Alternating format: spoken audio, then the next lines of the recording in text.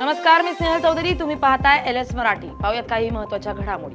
पुण्यातील पाटण गावावर ओढावलेल्या दुर्घटनेनंतर आज उपमुख्यमंत्री सुनेत्रा पवार यांनी घटनास्थळी भेट देत तिकोने कुटुंबियांचे केलं सांत्वन. मृतांच्या कुटुंबियांना प्रत्येकी 4 लाख रुपयांप्रमाणे एकूण 14 लाख रुपयांची मदत देण्यात येणार. घरावर दरड कोसळून 3 जणांचा झाला होता मृत्यू. विलास घुले खून प्रकरणात वादग्रस्त ठरलेले पोलीस अधिकाऱ्याची बदली. घुले हत्या प्रकरणातील तपासावरून बदली करण्याची होत होती मागणी. मोशी कचरा डेपो दुर्घटनेत 2घांचा मृत्यू. 16 जणांना बाहेर काढलं. ढिगाऱ्याखाली अडकलेल्यांना बाहेर काढण्यासाठी शर्थीचे प्रयत्न सुरू. संत तुकाराम महाराजांची पालखी पुणे शहरातून ग्रामीण भागामध्ये करत आहे प्रस्थान. वारीच्या वाटेवरती स्काउट गाईडच्या विद्यार्थ्यांकडून राबवली स्वच्छतेची मोहीम. शरद पवार NDA मध्ये येतील असा मला अजिबात वाटत नाही, मात्र त्यांच्यासाठी सगळीकडे रेड कार्पेट असतो. छगन भुजबळ यांची प्रतिक्रिया. ठाकरे गटातून फुटून शिंदेच्या शिवसेनेत गेलेल्या खासदारांचा फोटो संजय राऊत यांच्याकडून सोशल मीडियावर शेअर.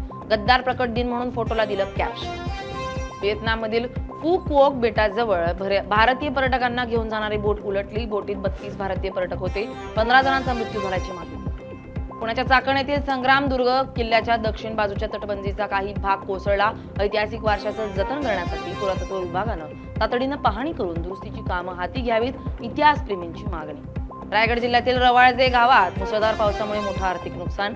पोल्ट्री फार्ममध्ये पाणी शिरल्यानं फार्ममधील सुमारे 600 जिवंत पक्षी आणि त्यांचं खाद्य झालं नष्ट. या होत्या काही महत्त्वाच्या घडामोडी. पाहत राहा LS मराठी, सत्याची नवी दिशा.